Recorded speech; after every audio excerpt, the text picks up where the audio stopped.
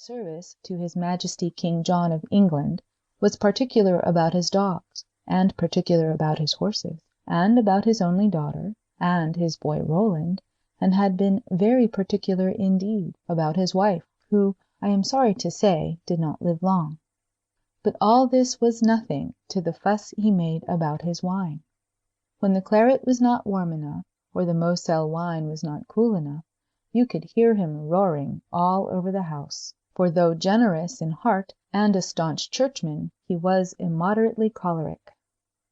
Very often, when Sir Godfrey fell into one of his rages at dinner, old Popham, standing behind his chair, trembled so violently that his calves would shake loose, thus obliging him to hasten behind the tall leathern screen at the head of the banquet-hall and readjust them.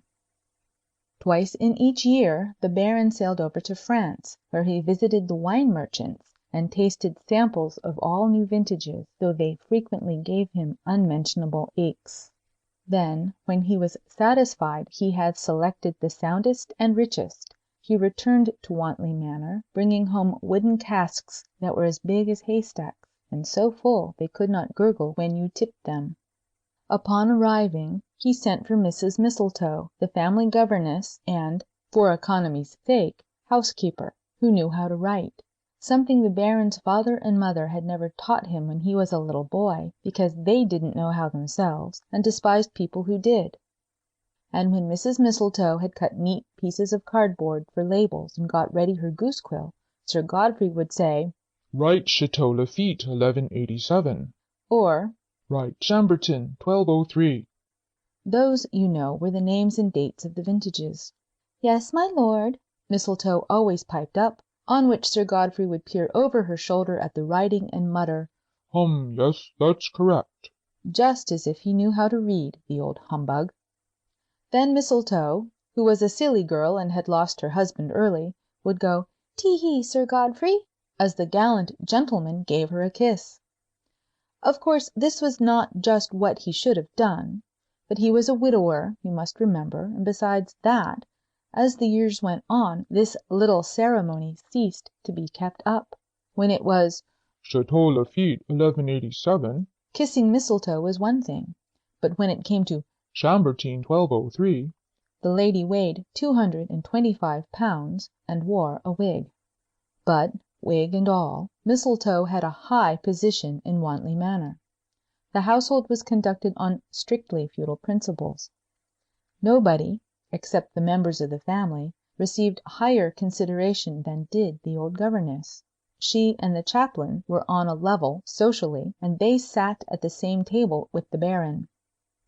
That drew the line. Old Popham, the butler, might tell little Whelpdale as often as he pleased that he was just as good as Mistletoe, but he had to pour out Mistletoe's wine for her, notwithstanding.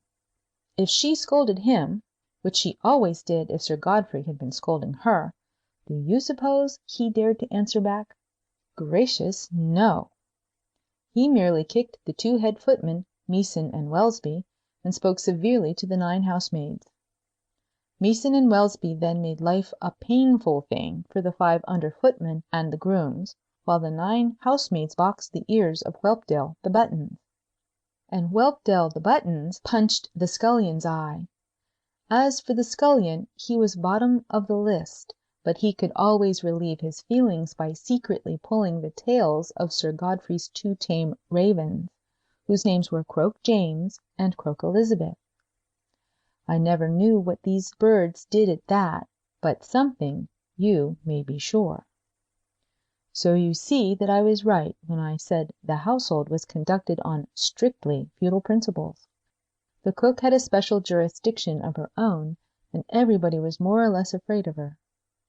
Whenever Sir Godfrey had come home with new wine, and after the labels had been pasted on the casks, then Popham, with Whelpdale beside him, had these carefully set down in the cellar, which was a vast dim room, the ceilings supported by heavy arches, the barrels, bins, kegs, hogsheads, tuns, and demijohns of every size and shape standing like forests and piled to the ceiling. And now something was wrong there. "This here's a hawful circumstance, sir," observed Whelpdale.